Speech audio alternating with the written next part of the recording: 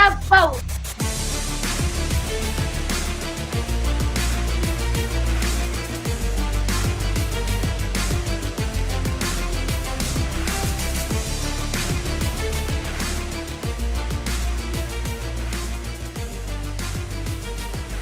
Court is in session with Ryan in Sacktown on If You Don't Like That.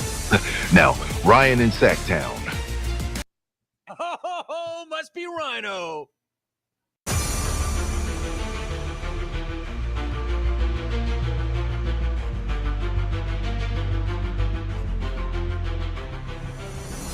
What do you guys want to talk about? The winning streak ends at 7 for the Kings. Had a chance to go back and rewatch the game last night. I have a ton of additional thoughts. So usually we don't do a Kings Court on Wednesday. We've got a big day of programming here on the channel, by the way. So make sure that you stick around. But as I sat down at the computer, I'm like, you know what? Why not? Why don't we go live? Why don't we open it up to all of you? Make this a better conversation about the last 7 games and what the Kings have coming up tomorrow in Houston. I say in Houston, even though it's in Sacramento. Tomorrow, what they're getting themselves into versus Houston. National TV game as well. Super excited for TNT, for the Kings to step onto that big stage, but a lot to digest from last night. Hell, we said it on the post-game show. Did anybody truly think after Mike Brown was fired that this team was going to have a reset button? I mean, by default, a reset button. They were going to get back to that place where they're 500 and in contention.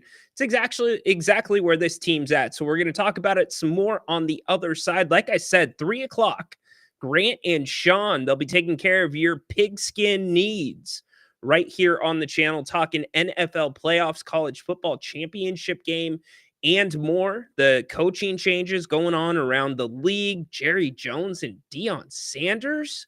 Yes, please. Where do I sign up for that? Content all day, every day.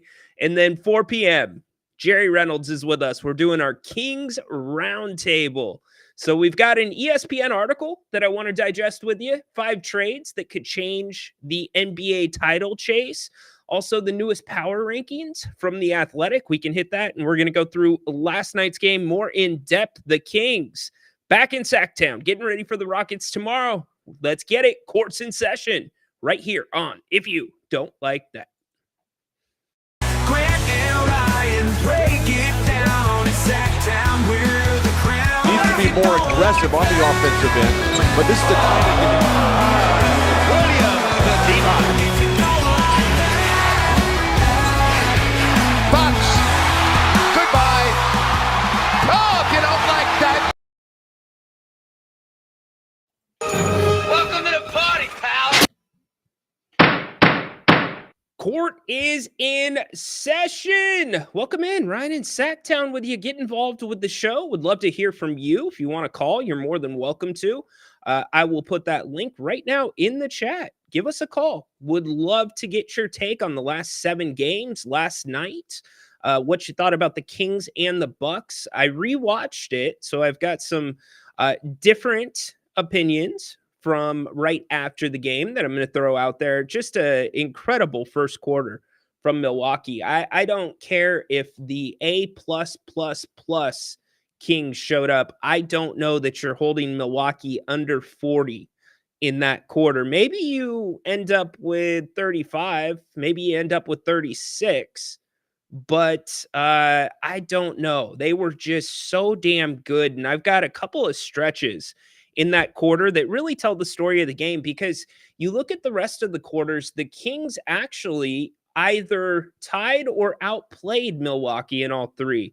Second quarter, 28 all. Third quarter, Kings 28-27. Fourth quarter, the Kings 33-28.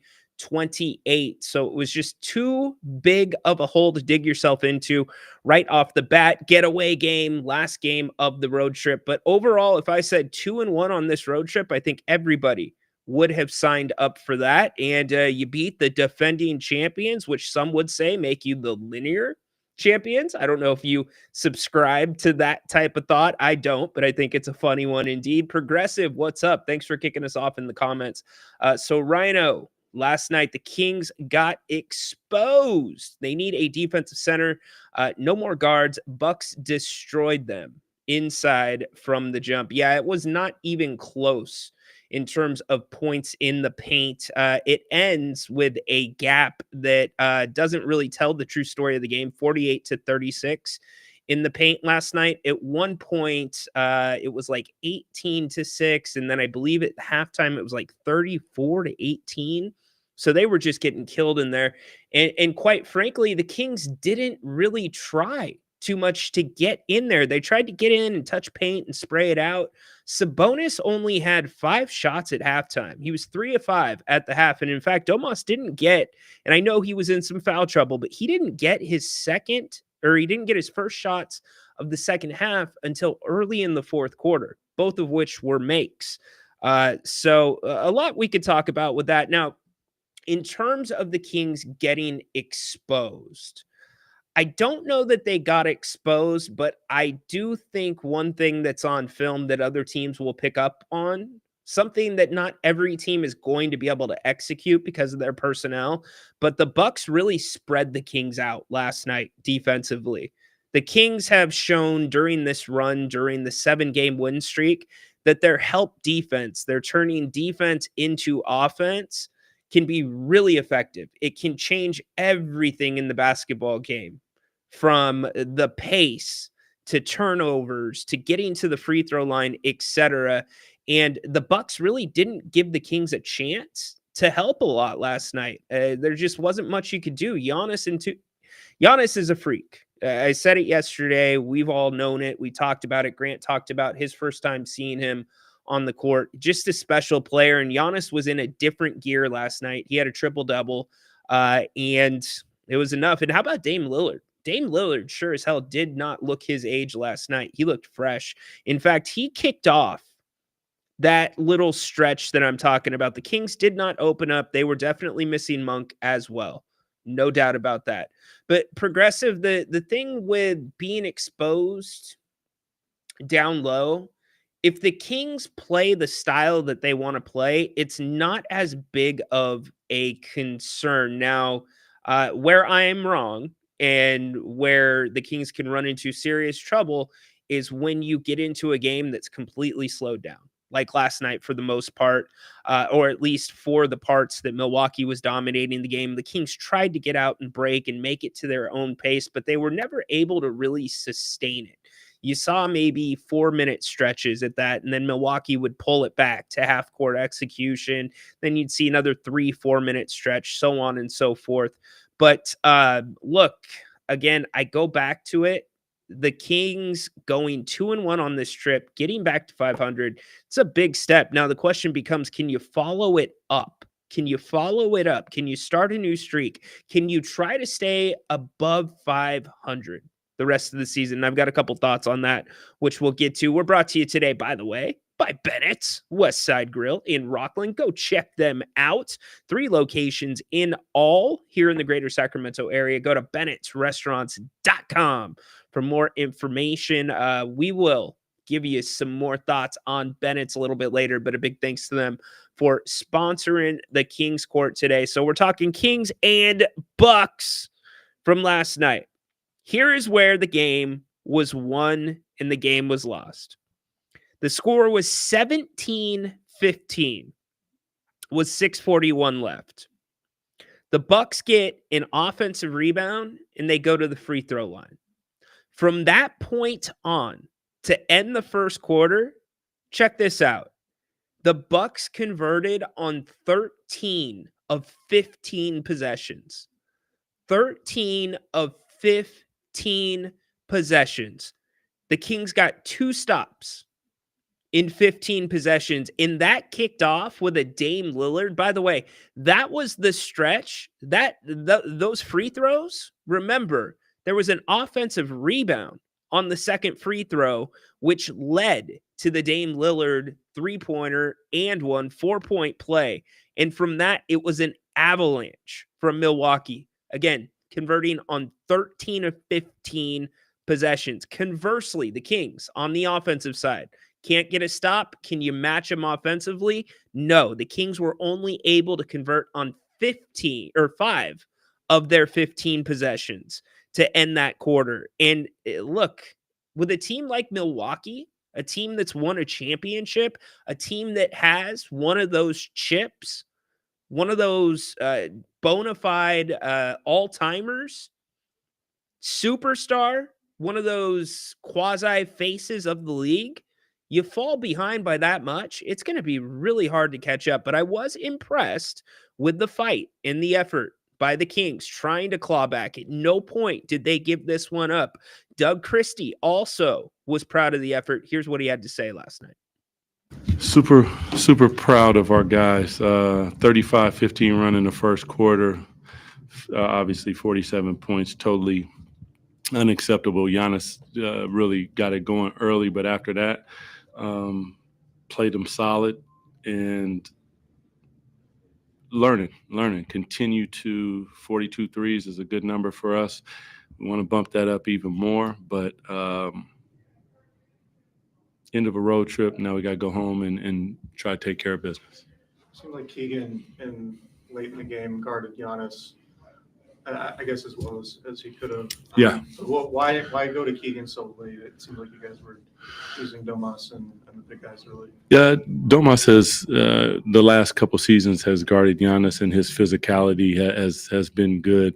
There was a point where Giannis started bringing the ball up the court with absolutely zero pressure, and that's not Domas's thing. So that was the big switch. A lot of times they run the small screen and roll. It's not always with a guard. Sometimes it was with Keegan's guy.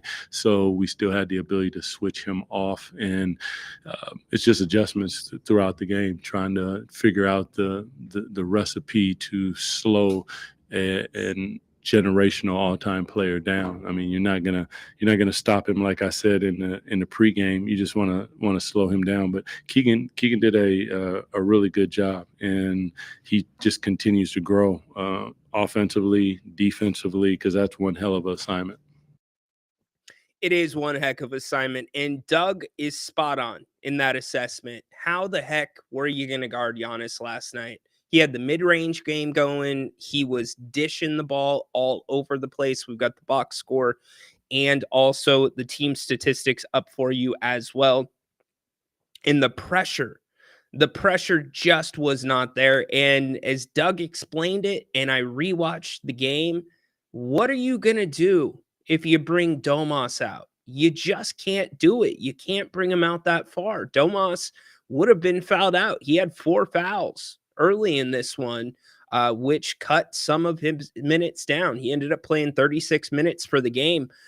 Keegan did his best, but one of, I thought, Giannis's best all-around games, best 48-minute game, wire-to-wire of the season. Speaking of wire-to-wire, first time the Kings have lost wire-to-wire this year. Here's Doug Christie again. And how do you reflect? I know it's a very small sample size relative to a full season, but just 7-game winning streak, given the circumstances, how do you reflect on that, and what are the things that you are going to try to pull from that going forward? I mean, to be honest with you, the only thing that I am really solid on is that we continue to solidify our identity. Like, you come and you play extremely hard and you play extremely physical and you get after it for 48 minutes with the talent that we got, most times you're going to walk away with the W in this league. That's number one. This is how we play. And I will say that the fight, the continuous effort, the togetherness that they showed in that is how you get a 7-game winning streak in the NBA. So for me, it's really that simple. It's just like, continue to define yourself. And I think that they've started down that path in a really good way.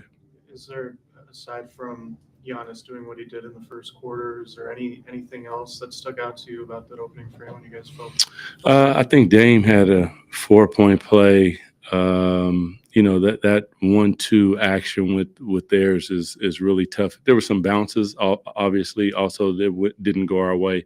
The behind the back pass that Giannis threw that kind of bumped around and made its way through, like during a streak, you need some of those things to go your way. And it wasn't from a lack of effort. It's just sometimes that's how it happens. They got a lot of bounces in that first frame, and kudos to them because they're a really good ball club. So other than that, I have to go back and watch the film because it happens fast, man.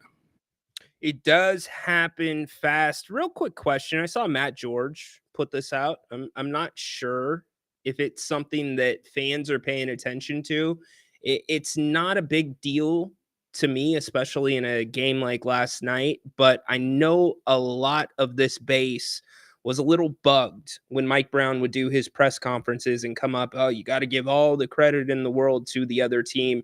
And so I've seen a couple people pointed out that, Doug's kind of doing the same. And again, I'm not paying much attention to it, but I wonder if the fan base is. So let me know in the chat if that's something that you have noticed.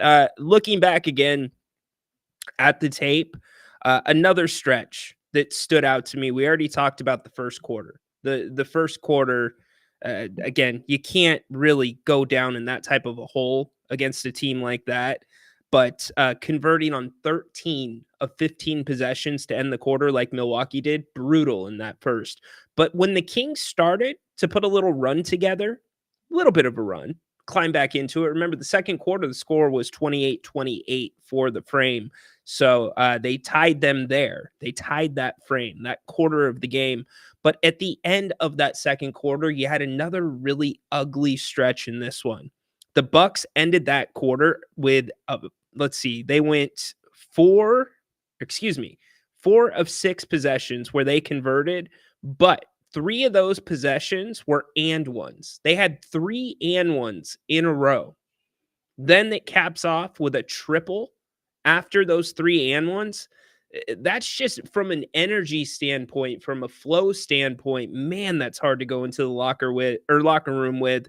But ultimately, this team kept fighting. They just didn't have that bounce. They did not have that cohesiveness.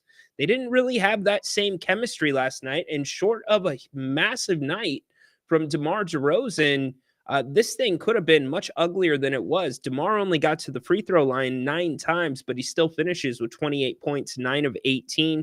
Fairly efficient. De'Aaron, 20 points for you, 9 of 23, 2 of 8 from beyond the arc, 6 assists. A lot of criticism in the post-game show about De'Aaron shooting too many threes. I watched the tape. I thought that of those 8 threes, probably half,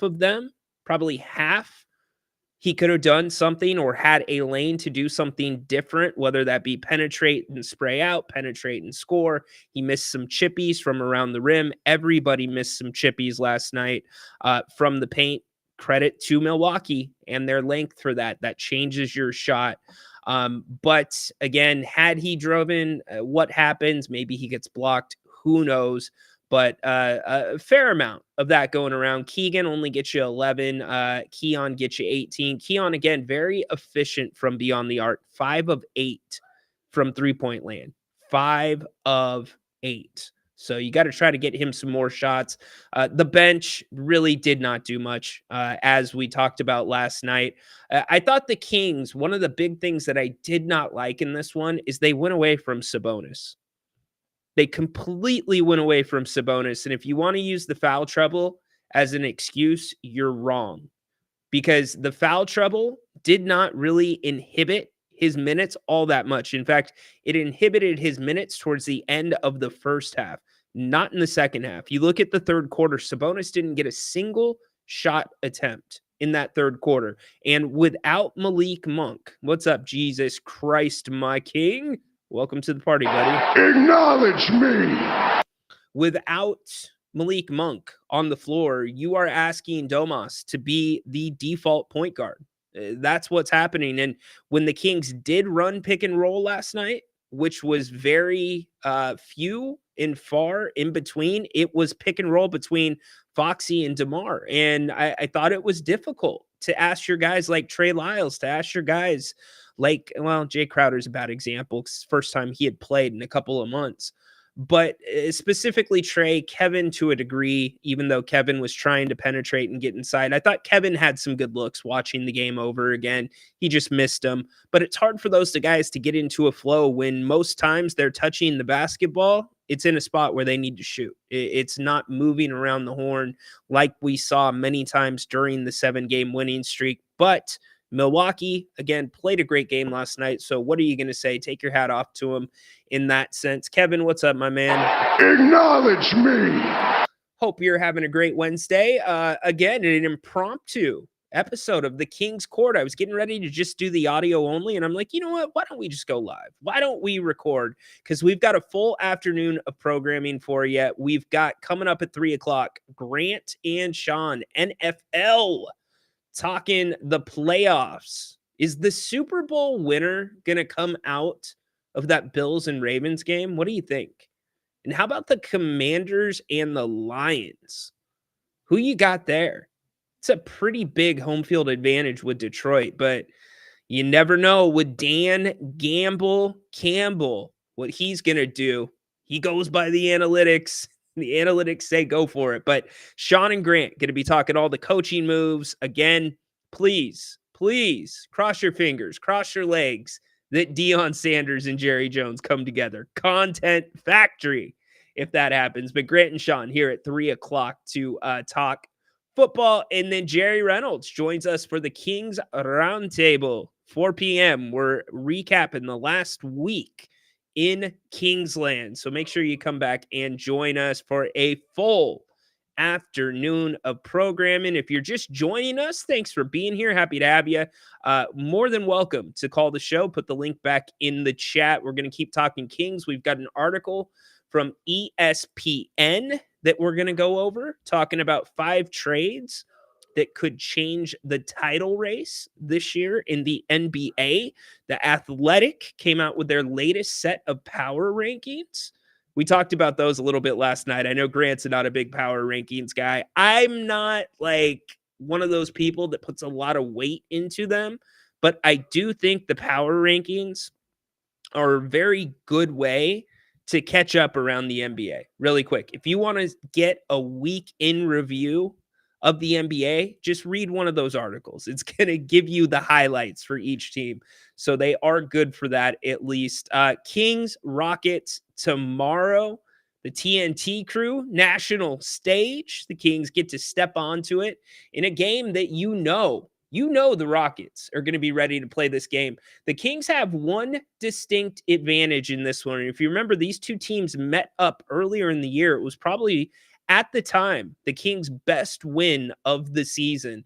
But it was chippy. It was physical. Devin Brooks got ejected, or he fouled out. Excuse me. He fouled out of this one. So you can bet the Rockets are going to be ready to go. But the advantage the Kings have is the Rockets play tonight in Denver. That's right. The Rockets play tonight in Denver. It's a back-to-back for them. Look, who knows? Maybe they blow Denver out. Maybe they don't. You know what you should be hoping for? You should be hoping for like an overtime, a double overtime game. That would be some good karma for the Kings. Speaking of the Kings and the West, let's take a look at it really quick. Not a lot has changed in terms of the West. We talked a little bit last night on the postgame show, and I still am completely in agreement and in the same court as Grant that those are going to be your top 3 teams in the Western Conference. The Thunder's going to stay at the top, I think. And then Houston and Memphis, I think those two will fight for that second seed. And past that, I think a lot of shuffling could go on in the West. Right now, the Kings, 2 games out of the 8 seed, 3 games out of the 7 seed. And with Dallas sitting in the 6, although the Kings only 2 behind them in the loss column, they are ahead with 2 wins, or they have 2 more wins than the Kings there. So what will the West look like, and will the Kings continue to stay at or above 500 for the rest of the season with the brutal schedule that's coming up for this team? So a lot to be excited for. This team's going to be celebrated tomorrow when they get back to the G1C, many times coming off of a long road trip, especially an East Coast road trip.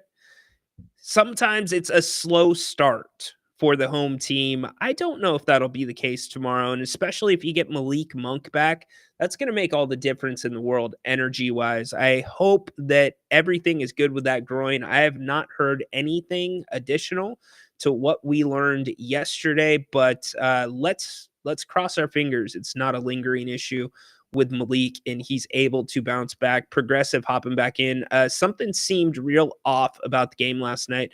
I feel like they gave up early. I don't think they gave up. And again, I rewatched the game.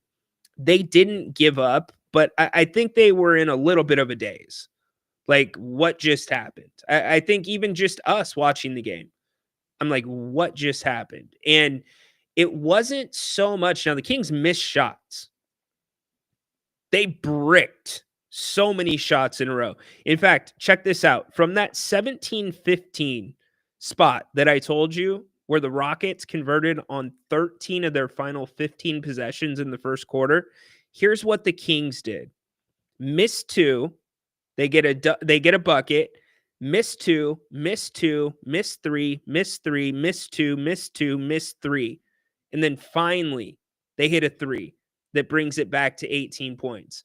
So I don't know if they could have done much different defensively. There was some really good shot making during that stretch, but again, the Bucks finished that first quarter making 13 of 15 or converting on 13 of 15 possessions, and the Kings convert on 5 of 15.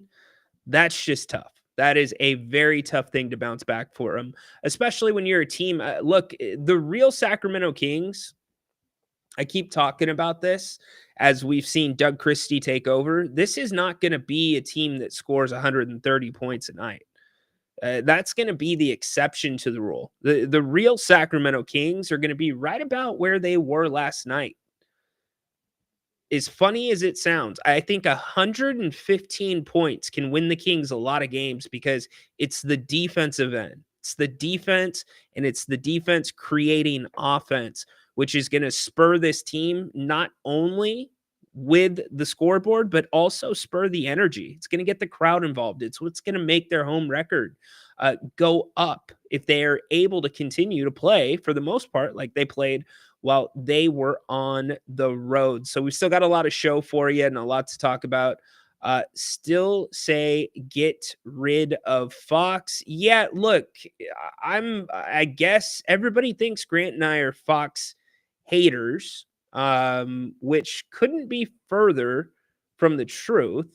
It's not that we hate Fox. I came up here when Fox was in his stretch of scoring, when he had the 60-point game, the 49-point game back-to-back. But even before that, I was sitting here praising the guy, saying he's playing the best basketball of his career. I'm like, hey, it's the Fox formula. It's anytime 3-point attempts are less or at the same number of assists.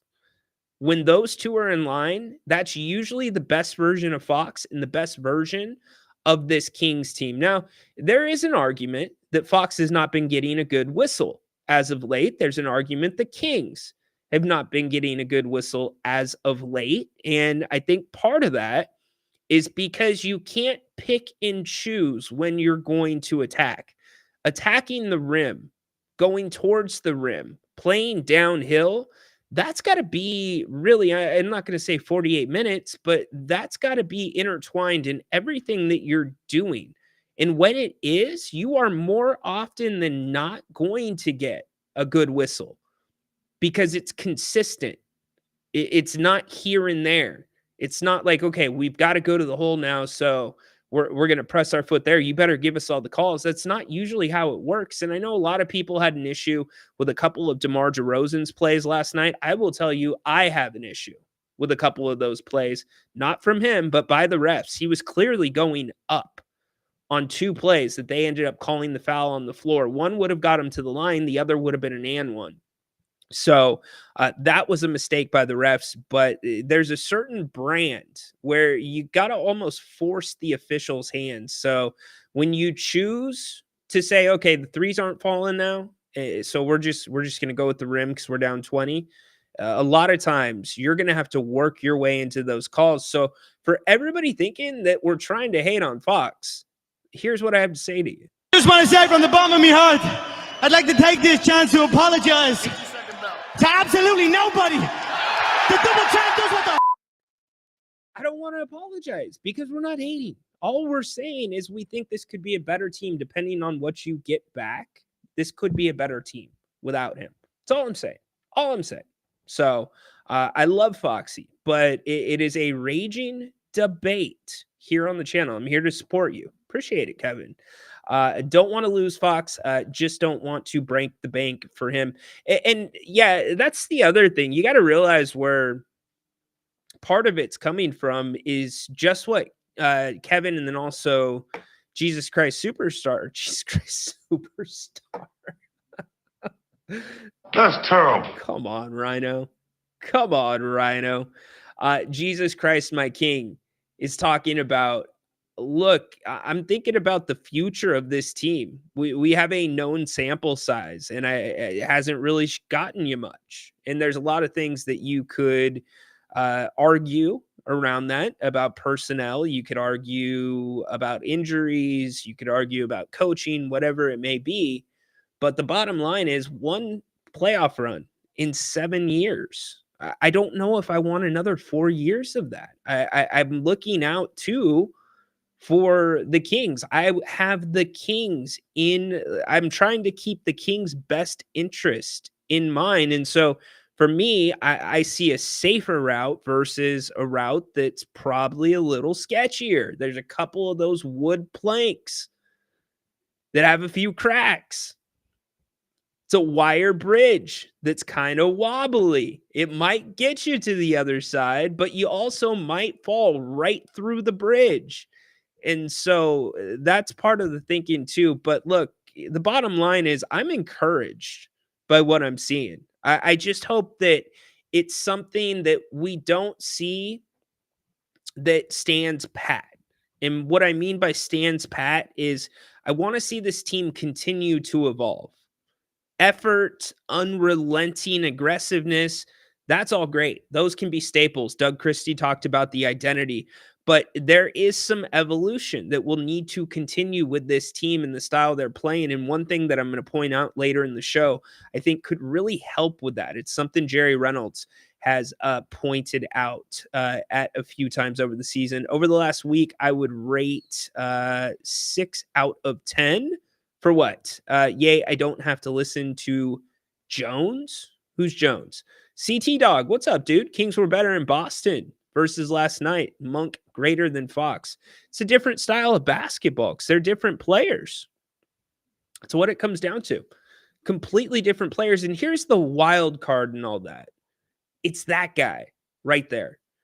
When you have Malik Monk on the court, even if Fox is still on the court, when those three are on the court together, that guy right there who shot 5 of 8 from beyond the arc last night, that guy gets more touches. He gets more spot up opportunities than he does when Monk is not on the court. So we will see what the Kings do.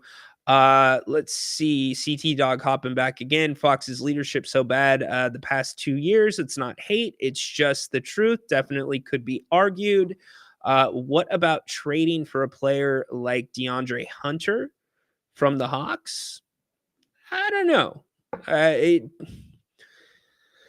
You need somebody, if you're going to go somebody on the front line, I think here's the requirements. You've got to be able to guard multiple positions. So whether that is a 4 that can also guard 5s, or that's a 5 that can also guard 4s, you need somebody that's in that ballpark. You need some length, and you need somebody that can pass and shoot. You know, I look at the situation, and a name that's kind of starting to grow on me is Jonas Valanciunas. If you could nab him from Washington for 2 second-round picks, and I don't know what the Kings have off the top of my head that they can trade in terms of draft equity, but I wouldn't. To me, that feels like a very good, low And I get second round picks are valuable. Look at Jalen Wells in Memphis. Hell of a player. Sacramento guy, too. So you can get some good guys in the second round, but I feel like that is a very low risk wager that could pay dividends for this team.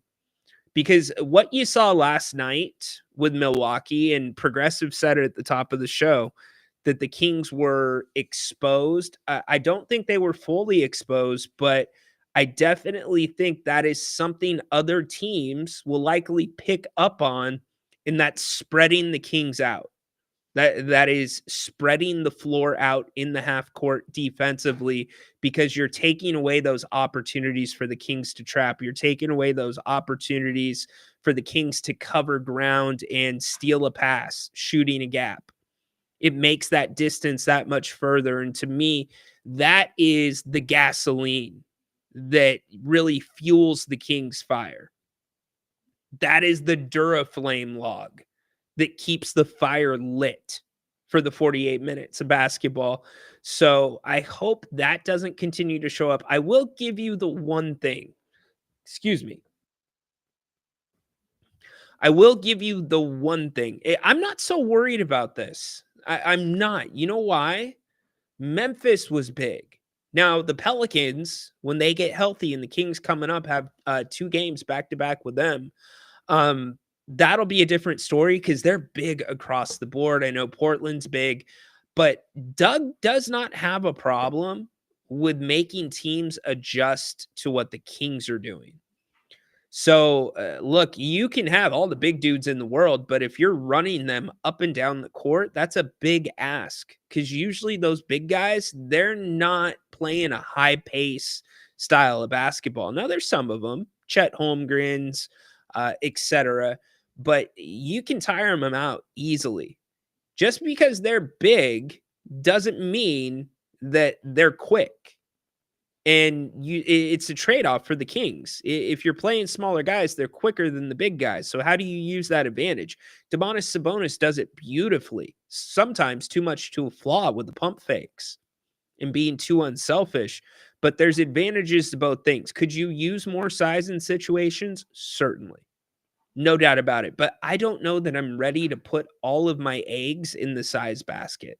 I still think there's adjustments there for the Kings, and it's a perfect segue, actually, to what I was going to say. The big adjustment that may really help this team throughout the season. Go back to the Miami game. Think about that zone defense that Miami threw at the Kings. It was nearly impossible for the Kings to crack it. In fact, the only way that the Kings did crack that zone was by shooting their way out of it, by making shots. That's like your last ditch effort to break a zone. It's making shots. You usually want to break it by getting the ball to the middle of the floor. But when you are an undersized team and you are a team that has a lot of quickness, you have guys that are really pesky. I mean, Keon Ellis, he is literally that mosquito when you're out camping, or that fly that just won't stop flying around you. There's all the wilderness in the world, in space in the world, for that thing to just go fly off and have a wonderful life. But instead, it just wants to come jump on you, and then you hit your skin and it flies off. Keon is that guy. He's so pesky. And so many of the other Kings defenders, Devin Carter, he could be that guy too. So how can you make that into an advantage for the Kings if you are undersized against some teams? You throw in his own defense. So if I'm Doug Christie, and Jerry Reynolds is the one who first proposed this, and actually that is what turned the game around in Chicago for the Kings in the third quarter, was running a zone defense. Now, that zone defense needs to have some nuances. That zone defense will have to evolve as the season rolls around. But there's this conception in basketball that, like, if you run a zone defense, you're basically conceding that you suck defensively man to man. And I don't subscribe to it. Jim Boeheim in college with Syracuse, his staple defense was his zone defense. And I think for games like last night, If the Kings would have had, and I know they dropped into zone a few times and Milwaukee made some shots, great. But add a couple different wrinkles to your zone. Have a couple different types of actions that you can do with that zone. Whether it's a 1-3-1, whether it's a 3-2 instead of a 2-3, to me, I think that could be this team's secret sauce for when you run into situations like you did last night with Giannis and Dame on the pick and roll. When you have a dominant top 5 player, super talent, face of the league, that's just balling out. There's nothing you can do man-to-man wise. Why not throw the zone at him? So maybe Coach Christie, and I know probably with Doug, because he made his living defending. He was one of those guys that lived and played to defend. If you're a basketball player and that's ever was you get it. You understand it. It's a really fun thing. And some people look at you like you're a little crazy. So it probably goes against everything that Doug Christie wants to do in terms of his principles for this team. But Jerry Reynolds is spot on. As I watched that film some more last night, I said zone defense, zone defense, zone defense. And I saw the opportunities that it could have possibly taken away. Now, there's a couple things you give up with the zone defense. Certainly, you give up weak side rebounding. So you got to make sure that you're marking a man and boxing somebody out. But again, if you throw some nuances in it and then you mix it in with the man-to-man, and I'm talking about, too, when you have a full roster, when your guys are healthy, when you have Malik Monk back, it's a good change of pace. And if the Kings could install one and play one anywhere near the level that Miami does it, which is a big ask, because Miami does it probably better than anybody in the NBA. But if you can be in that conversation with Miami, now you got something. Now you got multiple options. Right now, the Kings only have really one option. And it's hustle and effort, and it works most nights, but some nights it's just not going to be enough, like last night against a super talented player like Giannis. So the Greek Freak, progressive, yeah, they definitely got to mix it up defensively, but they had no answer for Giannis and Lopez. Too much size. Lopez is such a freak, and I mean that with all due respect. It's so obscure. I was watching it last night. Lopez spent more time on the logos offensively than he did in the paint.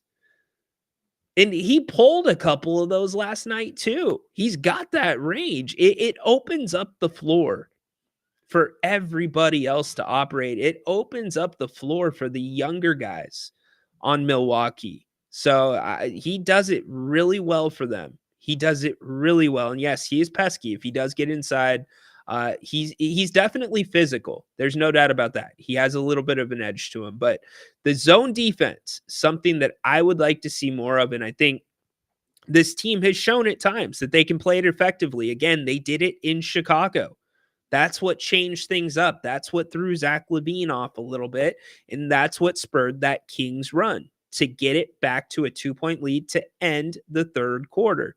So check that out. See if it's going to be his own. And I'm sure today later at 4:00 during the Kings Roundtable, that will come up. We'll be talking to Jerry and Grant about the last week of Kings basketball. What's coming up next with a pesky and edgy, a fringe? Do you want to say a fringe team in Houston who's playing great basketball? I say fringe because they're on the fringe of like reckless aggression, which isn't always a bad thing. But you get Foxy in the mix with some of these guys. You get Trey Lyles in the mix. Who knows? Could be fireworks. Don't do anything stupid, but looking forward to the weekly conversation with Jerry. Hopefully you can join us at 4:00. And then also at 3:00 before that, Sean Salisbury joins Grant to talk NFL football. A lot going on with the playoffs and the college football playoff. Who you got in the championship? Notre Dame or Ohio State? Sean and Grant break it down 3:00. So we've got a full afternoon of programming for you here on If You Don't Like That. Could you imagine Lopez and Sabonis together with our squad? Would be perfect. It would be a very good fit. No doubt about that. That's why I said, maybe Valanciunas is growing on me a little bit. I still like a John Collins better, but Valanciunas definitely growing on me a little bit. So as we continue to approach the NBA trade deadline, it creeps closer and closer and closer. We're hearing bigger names might not or may be involved in the deadline. And a lot of times the trade deadlines end up being a dud. This year, I don't see it. I really don't, because you look at the Eastern Conference right now. Let me put the East up for you really quick so you can look at what I'm looking at.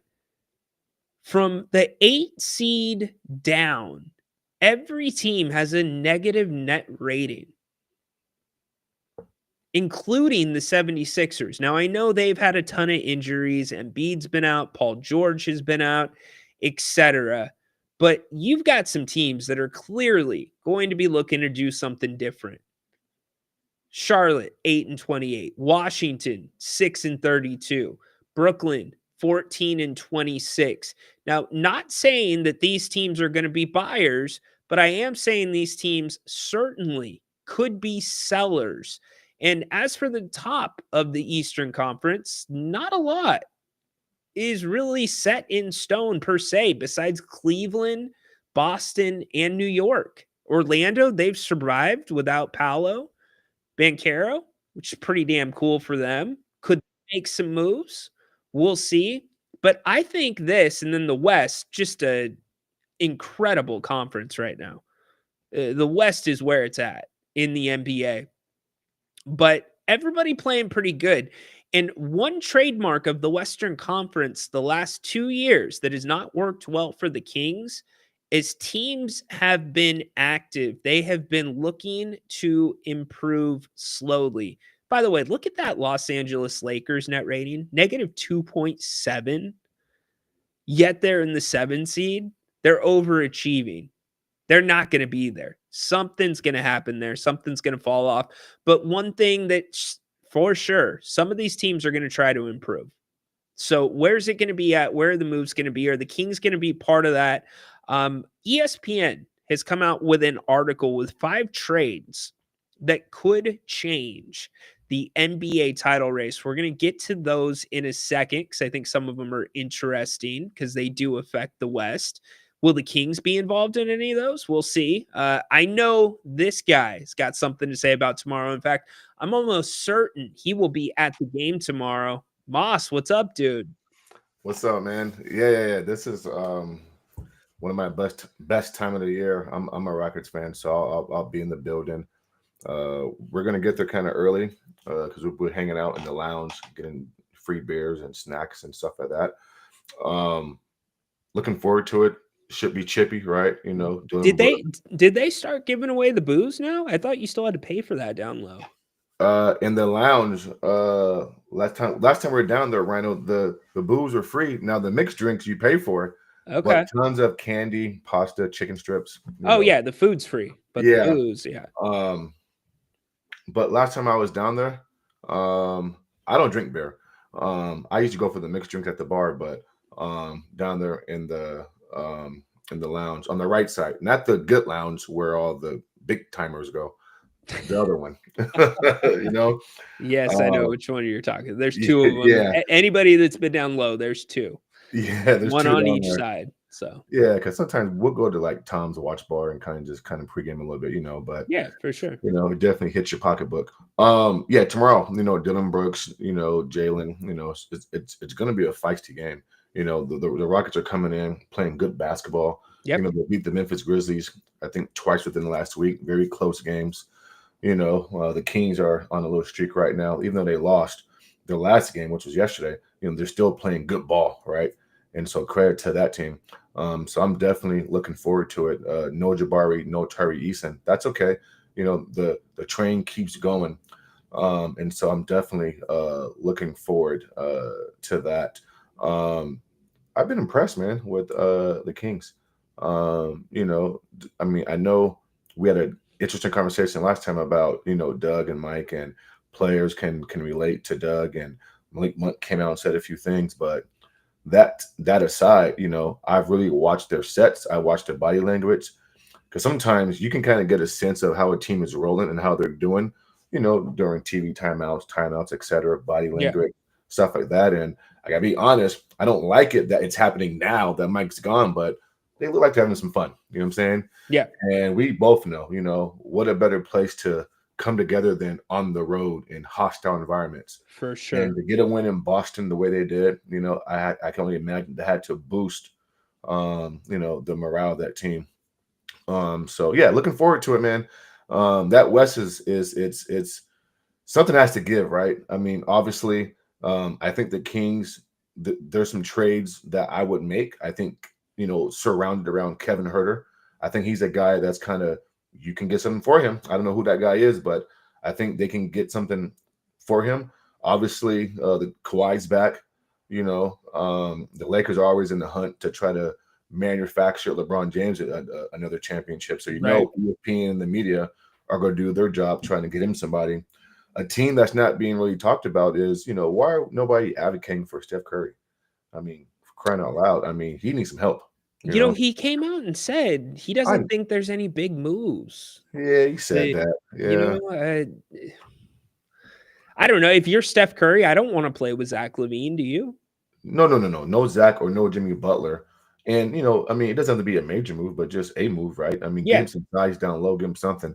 But I wanted to pick your brain just real quick and I'll let you go about this weekend's postseason in the football, if it's okay. of You know, course. man, that Buffalo Ravens game. Oh I my God. know. I Listen, know. man, I like that's to know. me, that's the game of the week. I don't know how to lean, you know. It may come down to who makes the key turnover, Josh or Lamar in crucial moments. I wasn't impressed with Jalen Hurts versus the Green Bay Packers. Like he needs to push that ball down the field. Too many flat passes, dig routes, 5-yard passes. I want to see. Listen, I mean, he has talent, on the outside. Obviously, you got Barkley, but come on, I need Jane to push that ball downfield. I think KC can beat Houston. It may be a little tight, teetering back and forth, but I think the Chiefs pull away, Yeah. you know. But that Buffalo Ravens game, I mean, have you got a chance to I know Grant and Sean, and listen, I love the way they talk football. Yeah.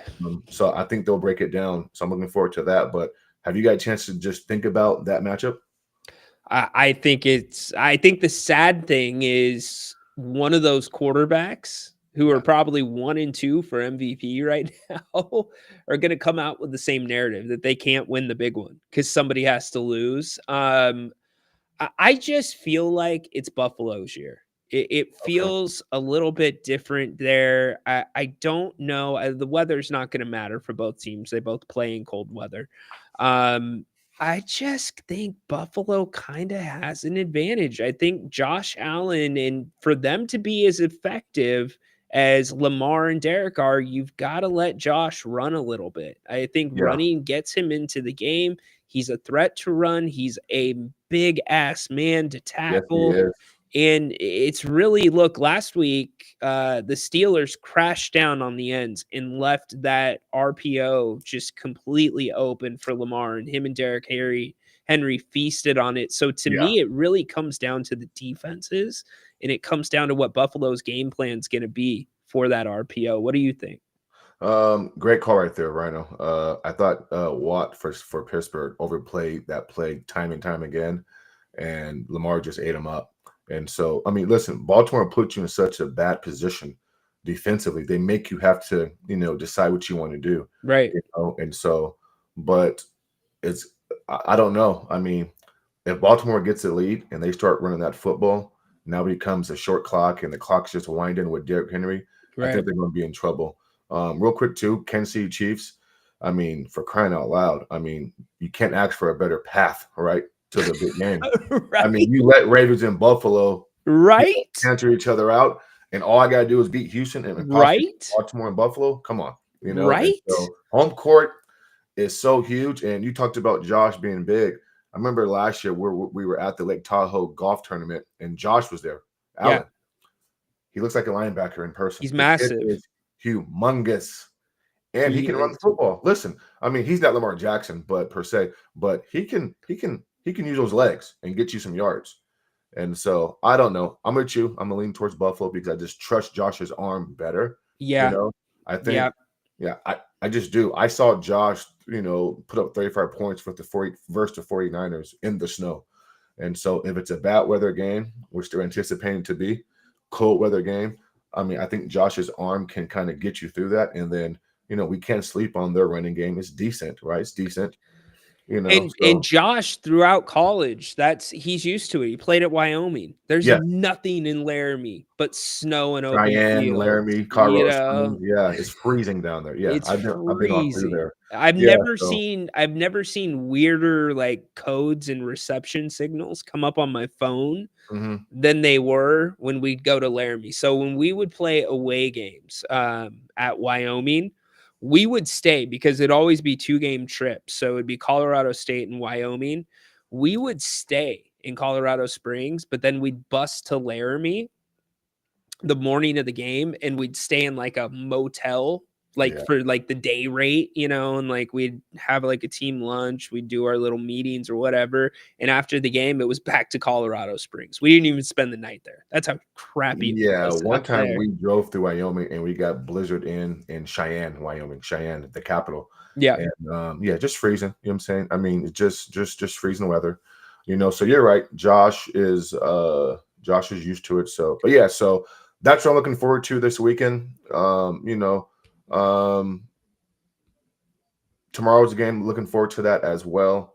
The Kings' schedule does get a little light, right? Coming forward. I mean, other than tomorrow, they got some winnable games coming ahead, don't they? In your opinion? No, I think let's look at it really quick. We talked about it at length last night. So you got Houston tomorrow, then you got Washington, Golden State at home. So you got a 3-game homestand, Yeah. and then you go Denver. You're at Denver, at New York, at Brooklyn, at Philly, at OKC, at Minnesota. Yeah, well, I guess I was talking about Golden State and Washington. Yeah. You can dismiss the other 4 or 5 games. Lord, how mercy. In Grant's words, that's brutal. So Moss, think about this. God. Check this out, dude. This is the Kings' longest home stretch, I believe, of the second half of the season. Yeah. It is murderer's row. It starts off. So let me make sure I'm in the right spot. Okay, I am. So you are home against Memphis. You're home against Cleveland, home against Chicago, home against Milwaukee, home against Boston, and then home against OKC and Portland. Milwaukee and Boston are a back-to-back. Yeah, that's tough, man. That's tough. Man. Woo. And then Brutal. you mix in Cleveland in there. Yeah. You bring up a really good point, though. I didn't think about Golden State and Washington. Those are must wins. They've I got to agree. get those. Yeah. I agree. And I think they'll get those wins. For sure. Especially versus Washington. Golden State, Steph can get high. I don't know, but they're playing bad ball right now. I mean, they lost to Toronto in devastating fashion. I mean, they're just a mess up there in San Francisco. But yeah, hey, Rhino, man, real quick before I go, I was going to ask you, when you're doing the games on here, do you have any interest in like going 2 games? Or is that something that you do here and there or no, often? I could. Sometimes I'll go for a half. Okay. But yeah, no, there's time. If there's a game I really want to see, then I would just do the post-game remote. So Gotcha. yeah, Okay. there's certain games I'll go to. Okay. All right, man. So we'll have to hit one. Yeah, I was gonna reach out to you a couple of days ago because we had an extra ticket for the Rockets game. And I Oh, was like, but I says I know Rhino does all those shows and stuff like that. hit me and up. so- Yeah, hit me up for Next sure. time in, I'll let you know, and then you can say yeah or nay. So yeah, Cool, man. I appreciate it. And then I'll get you down to Stockton with me too. You got to go down there. yeah. Let me know. I saw they brought up Carter. He was on the road with the Kings. Carter. Oh yeah, he's been playing. Yeah, for the a kid's minute been now. playing decent. What, dropped 39 his first game? But yeah, so when you go, let me know, man. I would love to go down there and check him out. For sure. All right, Moss. Yes, Talk sir. to you Thank you, soon. sir. Still go. All right. I still owe Moss Bennett's. We've got to That's get all that good, on. man. I'll put that on the books today. I'm going to text you. We will get that online. Good call from Mr. Moss. Talking some NFL. Look, as we were talking about the playoffs, I realized about Josh Allen, and I know this says wild card. We're coming up to the divisional. I realized the difference between the winning quarterback in this one it might not be physical. It might be between the ears. It's whoever doesn't make that mistake. And both quarterbacks have been known in the past, in the playoffs, to make that mistake. Now, granted, Buffalo played one of the greatest football games in Kansas City and still lost in the playoffs. So I don't know. Like, if I had to put everything on one quarterback, thinking about physical, thinking about the team, thinking about between the ears, this year, I can't do it with Lamar. I can't. They've been here before. Derrick Henry's the only difference. I think it's going to be Josh Allen. I do. I remember Jordan Palmer, who Josh Allen trains with during the off seasons. He's like, Josh is going to be a different beast this year. He's taken it to the next level. And at times he's been old Josh, but we have seen a different level that he has kicked to. And boy, by the way, talk about a hot seat. Sean McDermott, you don't win that game. You don't win the championship this year. You could see a major change in Buffalo.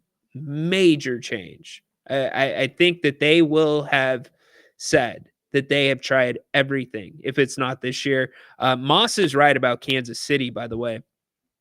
It's lined up beautifully for them. I don't think the Texans really even show up in that one. And I know Sean Salisbury will probably say different.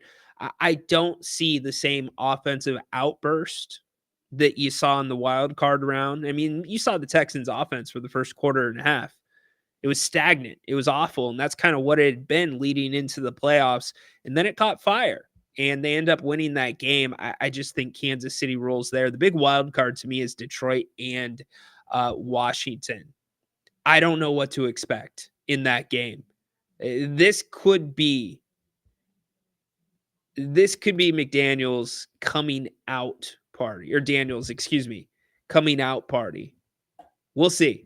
We will see. It's going to be a fun week of football. But again, Mr. Moss set that up perfectly. Join Grant and Sean here in just about 2 hours. They'll be talking NFL and give you their predictions for the weekend and the college football championship. So we were talking before Moss came on about ESPN and the trade deadline that's upcoming. So ESPN has published an article on the 5 trades.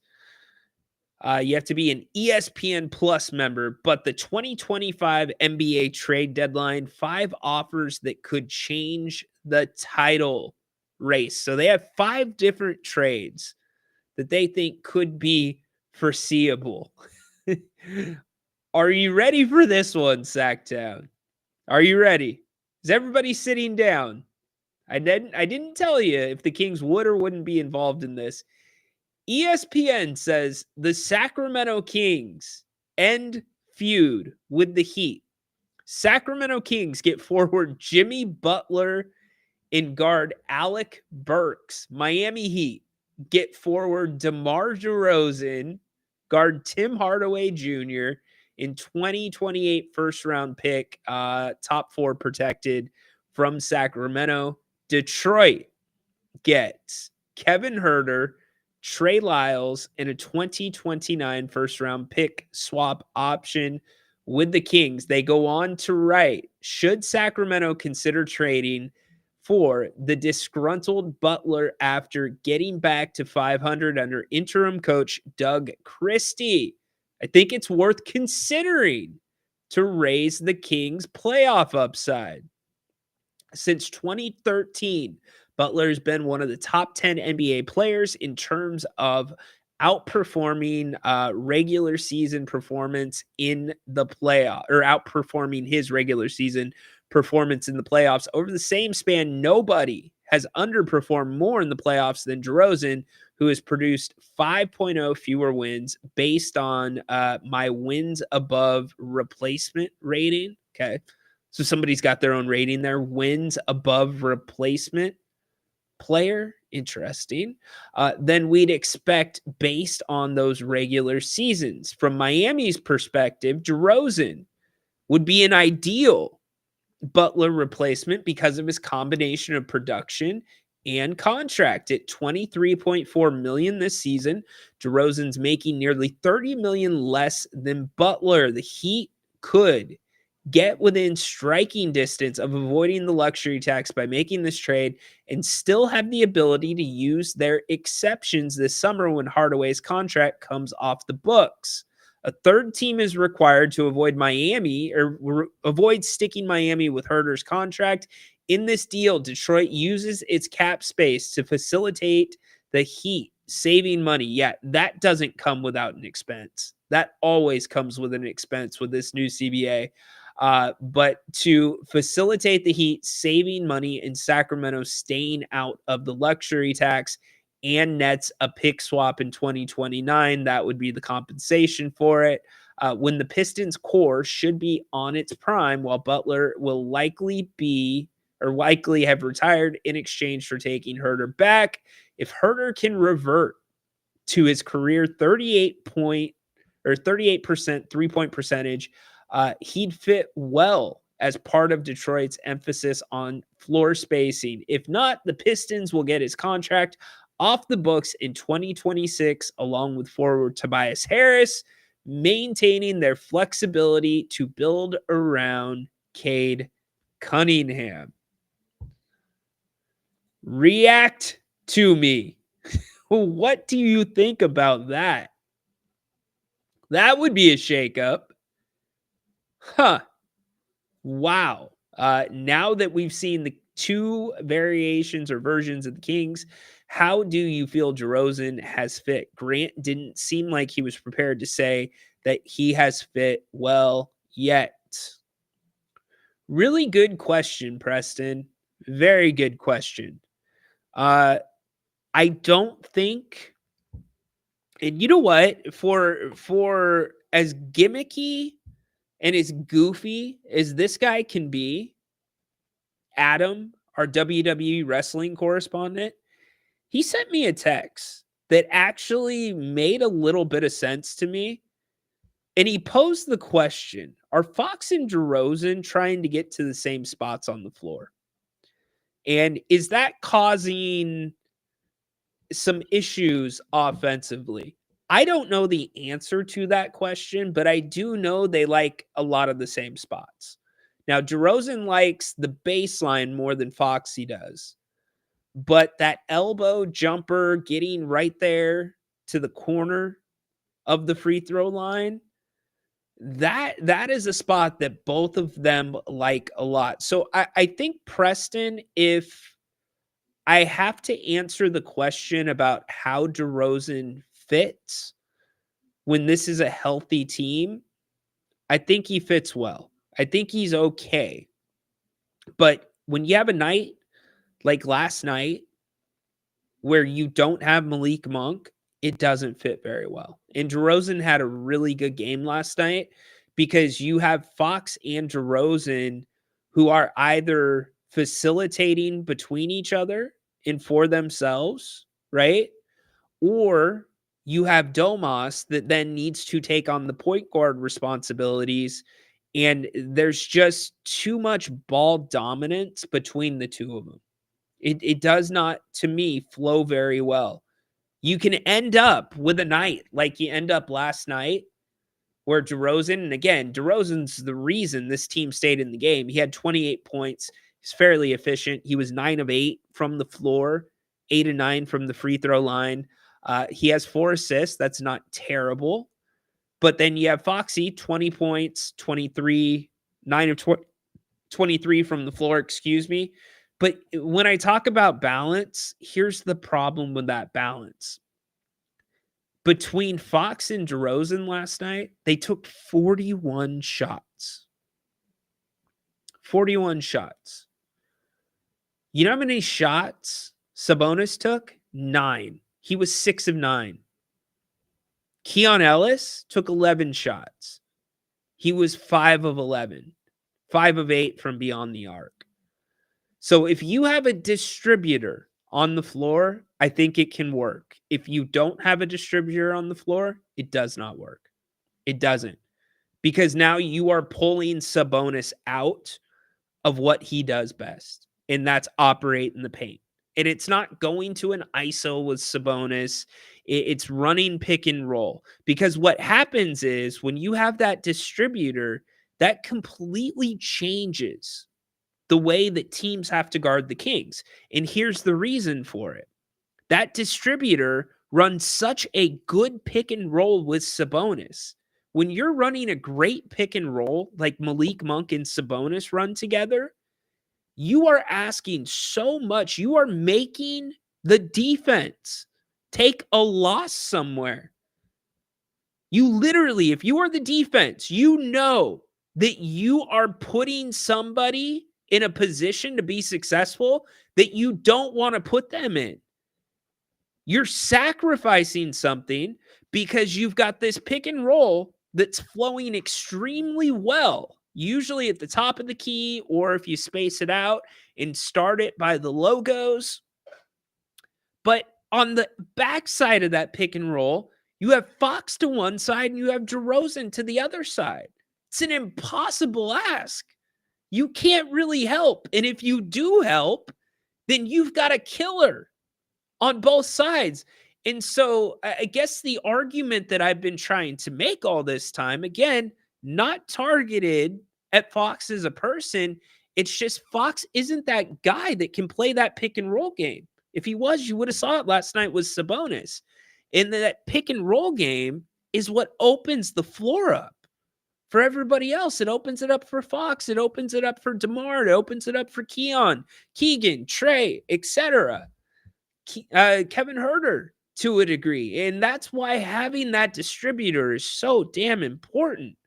So it does work as long as you have the right personnel on the floor. But without the right personnel, i.e. Malik Monk or any other point guard that can score while also distributing and putting pressure on the defense, it doesn't work. Last night, it was stagnant. A lot of people, I mean, just the eyeball test, if you look at last night's game versus the Celtics game, which game would you rather watch between those two? Think about it. Which one would you rather watch? No, you P94 EX8DYK. You? What's that mean? You? It's outrageous, egregious, preposterous. Interesting trade. Not going to happen, but I'd keep DeRozan because Butler would probably not re-sign, so it would be a 1-year rental. Exactly right. You hit the nail on the head, Progressive. You hit the nail on the freaking head. You know, this team would not be bad with Rondo. The only problem is Rondo can't score very well. It's not a bad call. Not a bad call. You know who this team would be good with? And I'm not saying you trade Fox for this person, but a player like TJ McConnell. And I know there's only a handful of them in the league, but a player like that, like if you look at McConnell's game and you look at Monk's game, Josh Hart's game, those kinds of guys, they're all somewhat in the same category. They're energy guys. They elevate everybody else on the floor with them. They are one of the most important elements to a team that wants to play true team basketball. A guy like that, and even if it's just a backup. So if you are without Monk or Fox is in foul trouble, I think that gives you a more balanced chance of winning. No, I did. You just did not listen to what I said, Tristan. I literally said not Fox for TJ McConnell. I said a guy like TJ McConnell. Get out of here, Tristan. Stop it. Get out of here, bro. TJ McConnell has to be the most underrated point guard in the NBA. Promise you, Indiana doesn't think he's underrated. TJ McConnell would be starting almost anywhere else in the NBA. You know who else would be a good fit here in Sacramento? Would be a great fit? Austin Reeves. Austin Reeves would work really well here in Sacramento. I know you're probably not doing any deals with the Lakers, but Austin Reeves, I think, would be really good here in Sacktown as well. Freaking Tristan, man. Tristan. Tristan. Shut up. Stop. Move forward. Come on, man. Always people waiting to do stuff. Always waiting to do that, my man. Come on, Tristan. Be better. But no, Progressive hit the nail on the head on that trade with Jimmy Butler.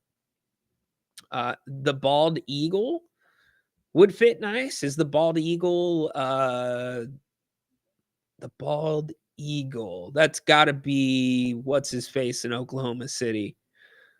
Talking about the bald eagle. Who's the bald eagle? I don't think that gets it done. Austin Reeves is way too important to what the Lakers do. Way too important. I must be the only one that doesn't want Kuzma. I don't want Kuzma either. I don't. I'm with you. So that makes two of us. I just don't think it fits. And I know, look, hey, Kyle Draper, somebody who I respect a lot. I really like Drapes. Regardless of what the fan base thinks. Caruso, yeah, exactly. That's who I was thinking of. That's the bald eagle. Is that who the bald eagle is, Flores? That's got to be it. But Kyle Draper brought up a point that got back to me about Kuzma, the fact that he's not playing in meaningful basketball games, that he's being asked to play a different role than he might be asked to play here in Sacktown. Although I think it is a valid argument, I still don't think Kuzma fits. I just don't get the right feeling. And Washington, in fact, I'll pose the question to you. If you were going to make a deal with Washington, would you rather have Valanciunas or Kuzma? Let me know in the chat. Would you rather have Valanciunas or Kuzma? Put your answers in. Jamie says, Jimmy Butler's 35 years old. Why hitch the team to another aged player? Completely agree. It doesn't work because he's a rental. I'd rather have more time with DeRozan to get this figured out. Joe says Kuzma is a bad shooter. Flores says yes. Alex Caruso, thank you. I went tongue-tied there because I knew exactly who you were talking about. Flores, Valanciunas, Jesus Christ, my king, Valanciunas.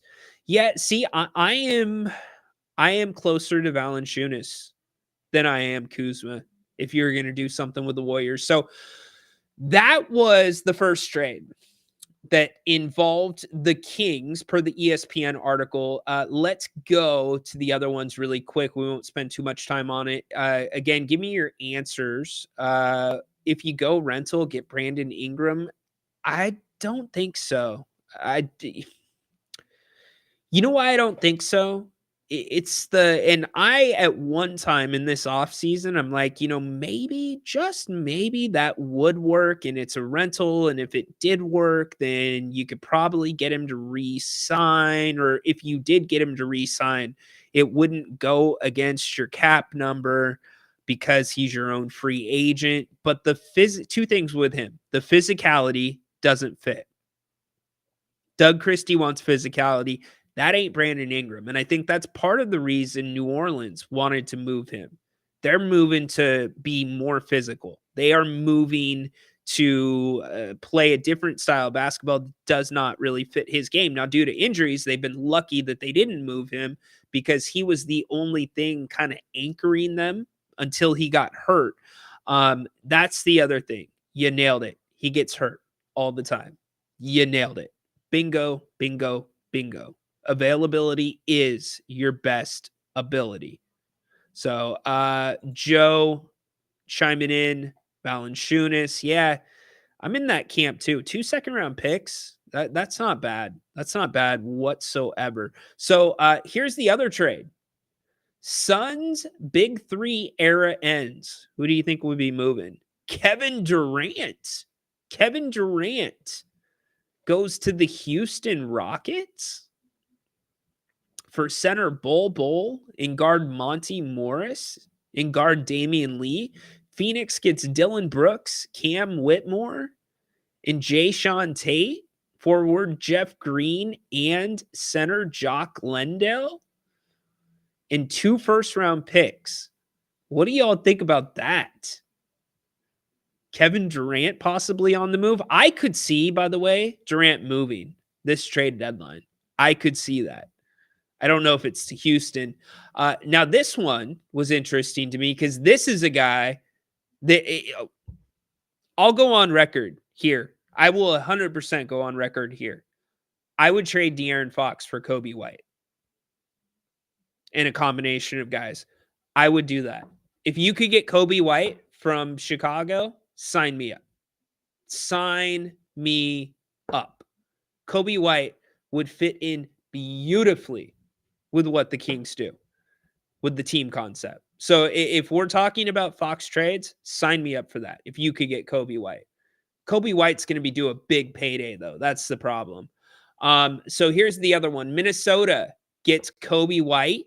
That is something Minnesota desperately needs. That is the problem right now in Minnesota. Mike Conley is no longer the same Mike Conley that we remember from back in the day, although he has had some good games against the Kings. Minnesota is in a very similar situation as Phoenix, where they don't have a distributor. They're in the same situation as Sacramento when they don't have Malik Monk. They don't have that distributor.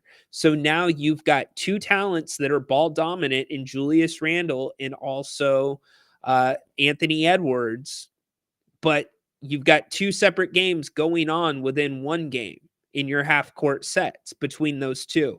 You need that person that can distribute and even things out amongst everybody else.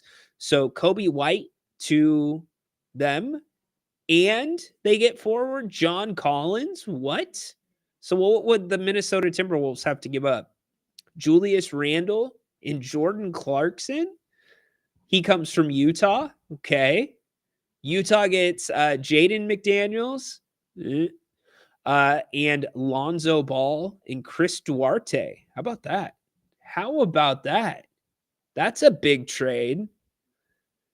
That's a pretty big one. Notice how I said Levine earlier to Mr. Moss.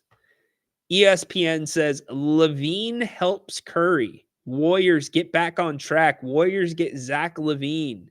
Chicago gets Andrew Wiggins, Gary Payton II, Kayvon Looney, and Golden State's 2026 first-round pick. Last one for you, and a name that's been very popular here around Sacramento. Magic make a high-stakes move for Cam Johnson. Magic get forward Cam Johnson and guard Keon Johnson. Brooklyn gets Cole Anthony, Gary Harris, Orlando's 2026 first-round pick, top 12 protected, 2027 first-round pick swap, top 10 protected, in 2028 second-round pick, more favorable of Los Angeles and Washington. And they also go on to talk about some of the other possible moves. But how about those 5 moves? Out of those 5 moves, I only think there's 1 or 2 that are feasible. 1 or 2. What do you think? So give me your thoughts on that. I love Kobe White's game. Kobe White is a freaking stud. Freaking stud. Did you see what he did against Wemby, by the way? Holy crap. All right, back to the chat. Don't forget, we've got a lot of programming coming up today on the channel. Looking forward to having Sean Salisbury and Grant together at 3 o'clock. And then Mr. the one and only Jerry Reynolds joins us at 4 o'clock for our Kings Roundtable. Back to the chat as we are taking your reaction to ESPN's article, 5 trade deadlines that could change the NBA title picture. We're also talking about tomorrow night's game, the Kings and the Rockets. We recapped last night's game, gave you some things that stuck out to me after rewatching it. So get in on a number of those things. You can call the show as well if you would like. Would love to hear from you. We've got about 15 minutes left in the show. and then we will be taking off. Let's see. Ingram gets hurt a lot. We hit that. Did you know Tristan Thompson is still playing in the NBA? I did not. Is he still on the Cleveland bench? Where is he at? Progressive. I had no idea. How much does Durant make a year? Let's go to our favorite little calculator right here. I can tell you right now, Kevin Durant, I think he's in the neighborhood of 50. Durant is making 51.1 this year. 51.1. He's under contract until next year, where he'll make 54.7. What do you all think Bradley Beal's making? Put your guesses in the chat. Don't Google it. Put your guesses in the chat. What do you think Bradley Beal is making? It's obscene. That's Bradley Beal when he gets handed a paycheck from the Phoenix Suns. So that's Bradley Beal getting his check, and that's the Phoenix Suns payroll person going, yeah, they're not happy about it. Valanciunas should be a top priority. Yeah, look, that whole report that came out about 2 second-round picks, I just feel like it's going to cost more. Jamie, what's up? Welcome in. Starting to think De'Aaron is not a fit to get us to the next level. I am convinced. Had Monk started, we don't get that 40-plus point Bucks first quarter. You know what, Jamie? Let me meet you in the middle. I'm in agreement with you about the first part. The second part, I'm not so sure about. I think that quarter, again, you might have scored more, but I don't know what the Kings would have done defensively to stop a lot of what happened. Now, if you're just joining us on the show, I'm going to recap this for you because these are the two big takeaways from this game. The Kings lost the game in the first quarter. Period. End of story. Milwaukee was too good and is too good when Giannis is playing the style of basketball he was playing last night to fall behind to a deficit of 47-26. If you're just joining us, I rewatched the game, and a couple of big things that stood out to me is Milwaukee converted on 13 of their final 15 possessions in the first quarter. 13 of their final 15 possessions, and those 15 possessions were kicked off with the missed free throw, which was then offensive rebounded, kicked out to Dame, and Dame gets a 4-point play. So they end the quarter converting on 13 of 15 possessions. During that time, the Kings converted on 5 of 15 possessions. The second big thing, the Kings played Milwaukee very well for the first 8 minutes of the second quarter. They had a very good stretch of basketball for the most part. There were some bad whistles there. They end up tying Milwaukee in that quarter 28-28. But the end of that quarter was not the way you want to go into the halftime. Milwaukee got 3 and 1s in a row. Not 1, not 2, but 3 baskets and a foul and then a 3-pointer. 4 possessions in a row right there. Not good. So does Malik Monk make a difference with Milwaukee scoring? I don't think a huge difference, but the Kings may have scored more. The other big thing that stood out to me, if you're just joining us, is the shot distribution last night it was not good. It was not good. 41 shots between DeMar DeRozan and De'Aaron Fox. Now, granted, DeRozan had a very efficient night for the most part, 9 of 18 from the floor, 8 of 9 from the free throw line, 28 points in all. But 41 shots between the two of them, only giving you 48 points. Too many threes for Fox. Too many threes there. Sabonis was 3 of 5 at halftime. 3 of 5 at halftime from the field. He did not shoot another shot until a minute into the fourth quarter when he made 2 in a row.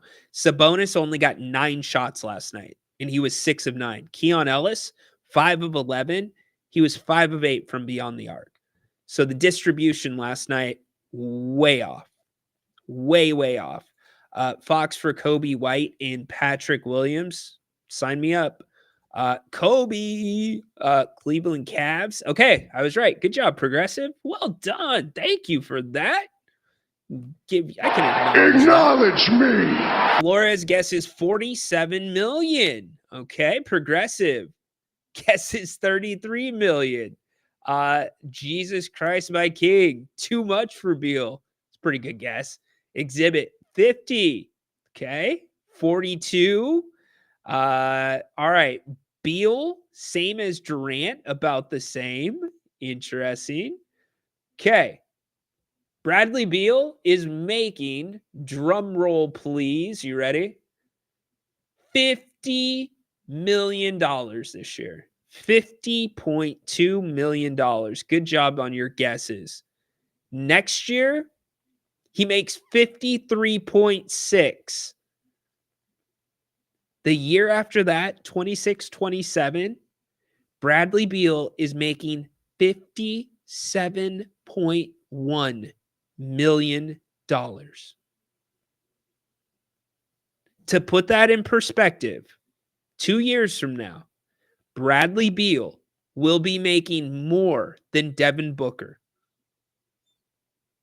Let me repeat that. In the 26-27 season, assuming Bradley Beal is still in the NBA, he will be making more money than Devin Booker.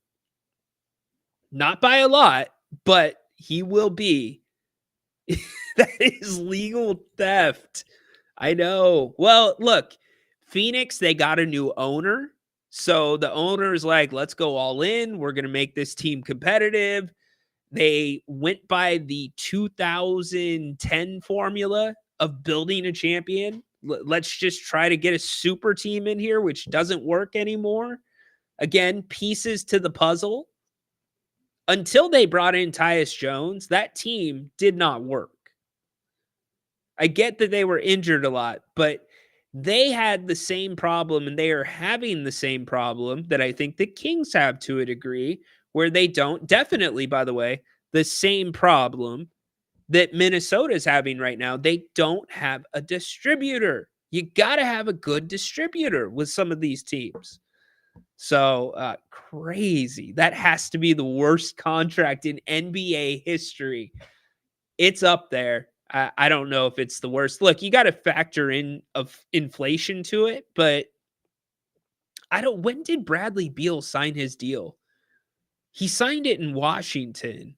It had to have been a year or two before Phoenix, but 57 million. He's probably going to be making twice as much as the next or the best sixth man in the NBA that year. Maybe 3 times as much. Just by comparison, Booker is going to be making 57.1. I was looking at the wrong number. So I know I said Bradley's making 57.12, but it's 57,128,000. Devin Booker, 57,078,000. So about $50,000 difference between them. But it matters. It definitely matters. GM needs to be fired. Shout out to his agent, right? Hell yeah. Like, don't you feel like you have just pulled a rabbit out of a hat if you're his agent? Like, when you get that deal emailed to you, like, you are getting that thing to Bradley Beal as fast as you can. And you know what's also insane about it is some of these guys have clauses. For instance, Zach LaVine, he has a clause in his contract that if he gets traded, his contract goes up by a certain percentage. So whoever trades for him is actually going to have to pay him more than what was on his contract. Great job by you, Peter. Beal signed his current contract June 6th of 2022. Wow. So it was a 5-year contract. Wow. But well, yeah, 5-year contracts. It's through 27. Wow. Man. And if you do look, I know Monty McNair has taken some from all sides. You got to give him credit here. One of the things that has been a trademark of a Monty McNair front office has been fluidity. And other than the Sabonis contract, which really isn't a terrible contract, it's not, but I think the Sabonis contract is one that if you decided to move on, and Grant and I disagree on this, but if you decided to move on from Sabonis, I think because he's such a different player, he's not necessarily a plug and play player like you saw last night. You have to have the right personnel around Domantas Sabonis to get the best out of him, which isn't a bad thing. But I think you take a haircut on that trade if you were to try to trade him. I don't know that another team's going to bring Domas in. This year, he's making 40.5, totally reasonable. Next year, 43.6. But then in 26, 27, he's making 46.7. And 27, 28, he's making 49.9. I don't have a problem with the contract. I think it's a fine contract for what you're getting from Domantas, especially if you plan to have him around for the length of that contract. But if any point you decided to go a different direction, I think that's probably the hardest contract to get off the books. But getting back to giving Monty some credit, he's never made that decision that puts the Kings in that position that the Phoenix Suns are in, or puts the Kings in that position that the Bulls are in with a bad contract. He's always been able to, and that's why trade talks here in Sacktown have always been so rampant. Like when Harrison Barnes re-signed, it was, well, how soon can we trade Harrison Barnes? That was the first question coming out of a lot of people's mouths. And it's been the same talk now with Kevin Huerter for the last basically year coming up to this point. So it's really interesting how Monty McNair has structured things. So you can definitely say that he did not do enough on the fringes and at the trade deadlines, especially with the way the Western Conference has gotten better. You were ahead, by the way, both teams, or each team that was in the conference finals and in last year's case, the NBA finals, the Kings were ahead of in the standings at both trade deadlines. That's the Lakers 2 years ago and the Mavericks last year. And they didn't make major moves. They made moves around the fringes. In Dallas's case, at most, they gave up a first-round pick. Lakers didn't give up a ton to get D'Angelo Russell and Hachimura. And that took both of those teams over the top. So that's where I think Monty gets the most criticism. But yeah, he doesn't have a bad contract. You got to give him some love there. Definitely got to give him some love. Yeah, I don't know. Jesus, I don't know if you're the man that should be talking about 666, dude. But anyways, fun show. We have talked about last night, talked about the high points. Tomorrow's going to be a fun one for the Kings. Really looking forward to it. And we've got a ton of content left for you today. Again, just joining us. Make sure you're back 3:00. Grant and Sean Salisbury. Love when Sean comes on the channel. Going to be talking this week's playoff games, last week's wild card round. Also talking college football championship. Notre Dame, Ohio State. Who you got? I hope it's Notre Dame, but I don't know. Something tells me it just might be Ohio State here. We'll see. Love the story, though, with Marcus Freeman. And then 4 p.m., we're back.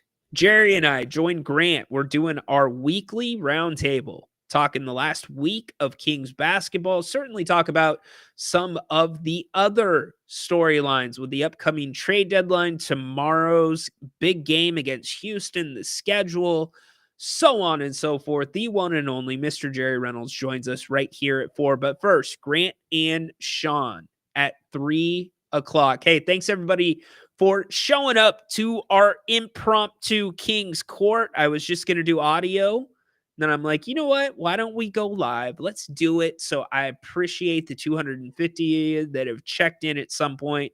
Thank you for all of your contributions. Great chat. Also, thank you, Mr. Moss, for the call. Looking forward to being back with you at 4 o'clock with Jerry and Grant. And before that, join Grant, 3 p.m. right here on the channel. Grant and Sean talking NFL football. Go Kings! Light the damn beam. Stay the hell away from Levine. But I wouldn't mind Kobe White. Get me Kobe White, Monty. Kobe White. I would love that. Wishful thinking. Anyways, have a great rest of the afternoon. Court is dismissed.